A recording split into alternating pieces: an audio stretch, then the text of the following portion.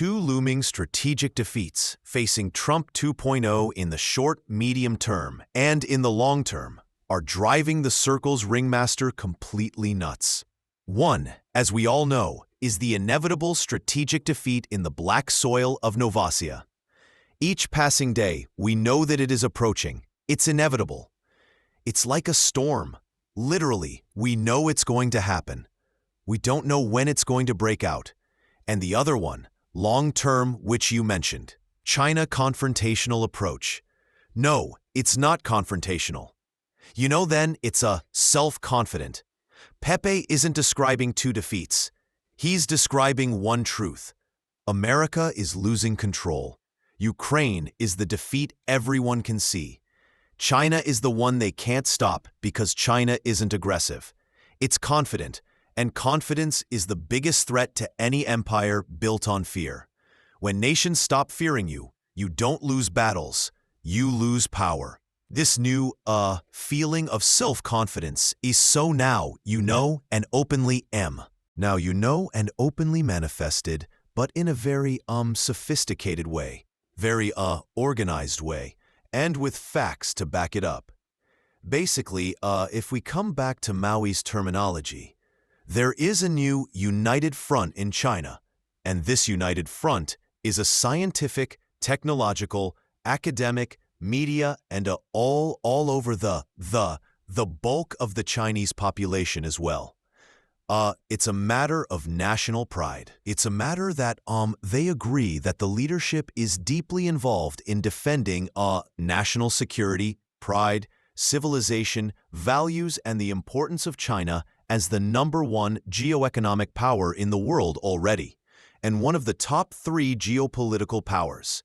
And this was a process that we all know, this has been going at least for the past 25 years, accelerated, but with a strong acceleration this particular year, especially after that, tsunami of sanctions unleashed by Trump 2.0, earlier in the spring this year.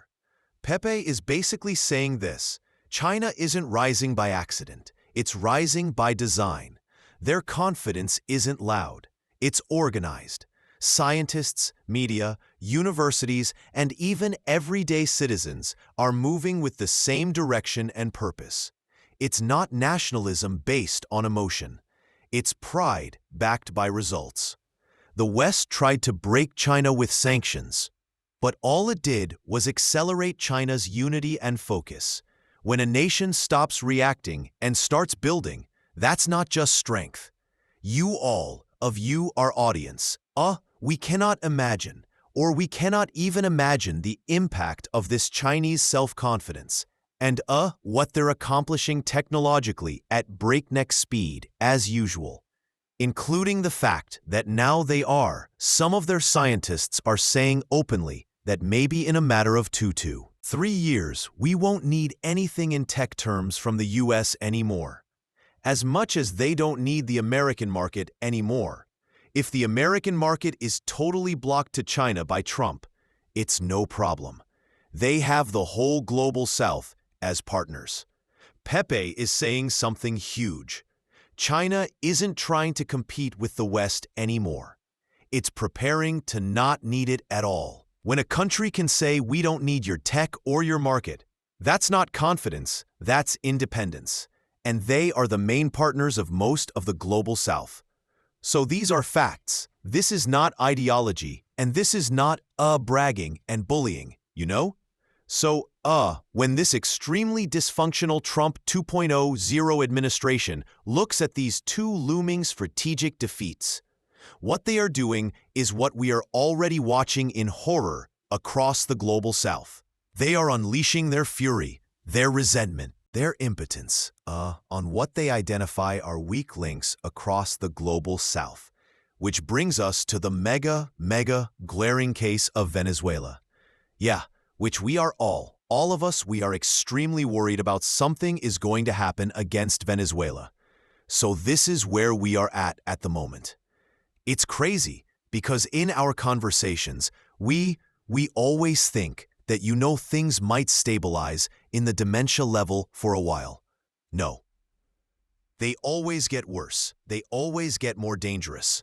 So now we are contemplating the prospect of, and many of us, like I am an OG, an old gangster. I'm the old generation.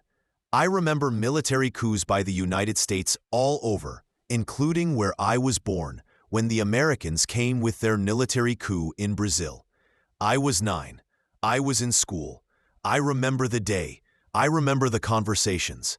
I remember my parents talking about it. Pepe isn't talking theory. He's listing facts. China gains partners. The US loses leverage. And when an empire feels power slipping, it lashes out at weaker targets. That's why places like Venezuela suddenly become urgent threats. It's not strategy, it's frustration. The scary part is history shows what happens next. When influence fades, aggression rises. The world doesn't get calmer. And what was it? It was one of the possible, maybe 4 or 5 scenarios that the Trump administration is contemplating now on Caracas. Another scenario would be the shock and awe of 2003, where Caracas would be the new Baghdad. But this first scenario, which was the military coup in Brazil in 1964, there are some similarities as well. Do you know that the Americans at the time, they sent a lot of warships to Brazil? And this was the spark for the culprit military elites in Brazil launched their palace school and their regime change operation. And the guy who controlled the whole thing was the American ambassador in Brasilia, Lincoln Gordon. Everybody in Brazil knows the story very well. Not many people around the world know it. So this was one of the very first ultra-hardcore regime change operations, with the Americans using their military power, their diplomatic power, and their pressure, economic power, in alliance with local comprador elites, military and otherwise. And this was, 60 years ago, 64. And this is one of the scenarios. Another scenario would be the Manuel Niga scenario. It's also being contemplated. A third scenario is the Navy SEALs scenario, and they are actually contemplating that, sending a bunch of Navy SEALs to kidnap and/or assassinate Maduro and military people around him. And of course, the most worrying scenario of them all, which is Caracas as the new Baghdad during shock and awe in 2003. It's crazy, isn't it? For all of us to be discussing this in 2025, when all of us were thinking that this is a thing of the past. Pepe is not describing history, he's describing a pattern. When Washington can't win influence through economics or diplomacy, it falls back on the same old playbook. Coups, covert ops, shock and awe. Different decade, same script. It's wild that in 2025, we're still talking about kidnapping leaders and turning cities into Baghdad 2.0. That's not strategy. That's desperation from a system that doesn't know how to operate without force. There won't be any leaks from Caracas, from Moscow, and from both. Same thing of what the Chinese are sending to Caracas. So, nobody knows. Pepe's point is clear. When China and Russia move, they move in silence. No leaks, no headlines, no grand announcements. Power isn't loud. Real power is quiet, coordinated, and impossible to predict until it's already done. I was trying to get some echoes about it from China today.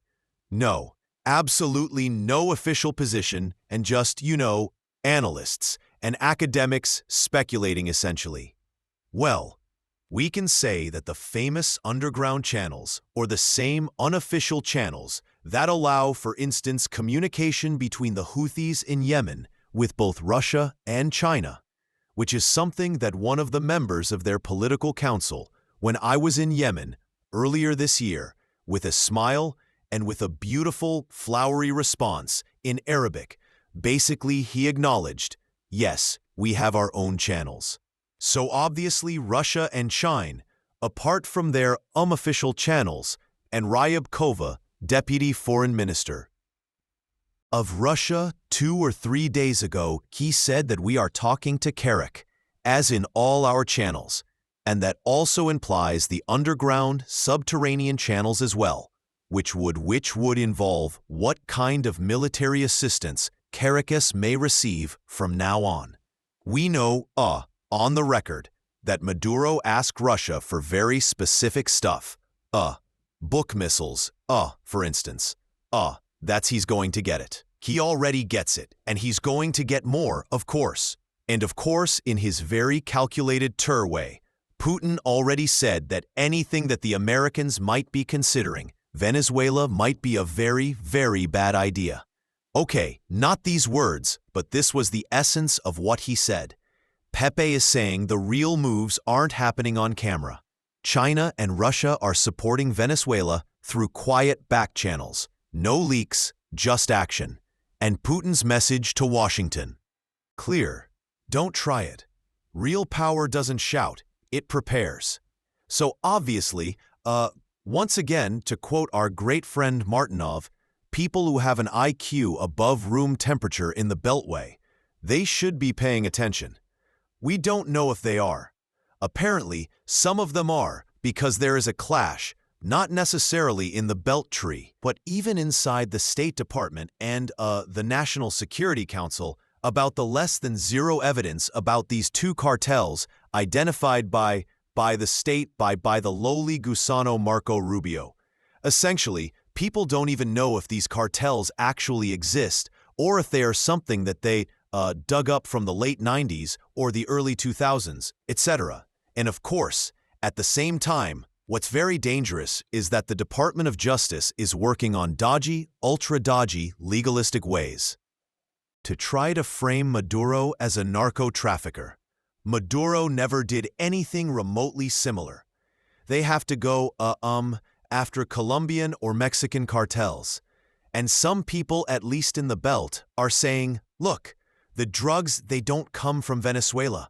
They come from Colombia and from Mexico. And this is based on evidence, and this is based on collected evidence in both Colombia and Mexico. That's a completely different story. Pepe is saying the quiet part. This isn't about drugs. It's about justification. When evidence doesn't exist, they try to invent it. Instead of targeting the real cartels in Mexico and Colombia, they're trying to label Maduro as a narco-trafficker to build a legal excuse for intervention. When power can't find proof, it manufactures narrative. So this might explain why the circus ringmaster, he's there as a cauldron, boiling in his brain at the moment because he doesn't even have a serious elements to make a decision.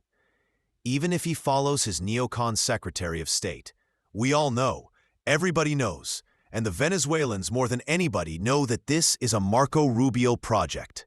And the only thing that Marco Rubio has in his mind in terms of foreign, Marco Rubio cannot point Kazakhstan on a map, but he can point to Venezuela, Cuba, and Nicaragua. That's the only thing that matters for him. And the rest of Latin America does. He doesn't even know where it is. Ask Marco Rubio anything about Bolivia or Peru. Forget.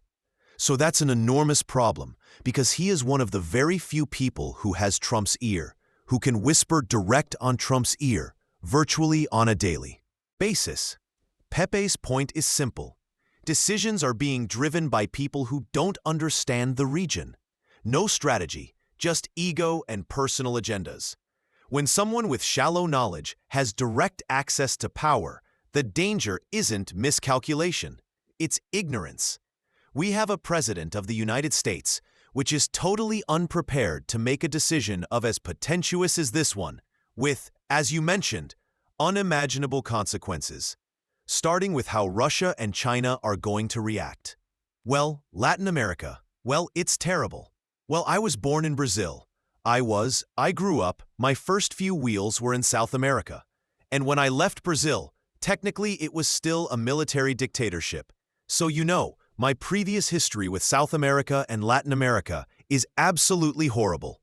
And when the elites especially, when the comprador classes in all these nations, including Venezuela, which before the Bolivar Revolution was the most rapacious comprador class, probably in the whole of Latin America, even worse than the Brazilians and the Colombians, you know? And these are the people, by the way, who want the US back in Venezuela. So there are not many reasons to trust that if Venezuela is attacked, we would have a concerted Latin America front to go against it. And to go against it. How are they going? Are they going to fight the US militarily in the Caribbean? Of course not. We're going to have a blah blah blah, you know, like the Palestinian Authority blah blah blah about Gaza and the West Bank, but that would be it. We're gonna have Lula saying, I am against it. So what are you going to do in practice? So there's not much trust on individual Latin American nations' response if the empire tries something that they tried for decades, and they were very successful, especially in the 60s and the 70s, a long time ago. So now we're back to the 60s and the 70s with a shock and not 2003 element to it, you know? So it once again all hinges on if Russia and China will be forceful enough to send through the appropriate underground channels directly to Trump a message that will spell out, don't mess with Caracas. Pepe's warning is brutal. The fate of an entire nation could come down to the decisions of a leader who isn't prepared, influenced by people who don't even understand the map they're playing on. Latin America won't save Venezuela. They'll issue statements, hold conferences, and build army, boast tweets, but when power moves, words don't matter. So everything now hinges on one thing: whether Russia and China send a message strong enough to stop Washington from acting on impulse. At this point, it's not about ideology. It's not about democracy. It's about whether raw power will repeat the past or finally learn from it. Because if history repeats, Venezuela becomes the next lesson. If history changes, it'll be the moment the empire finally hears one word: don't.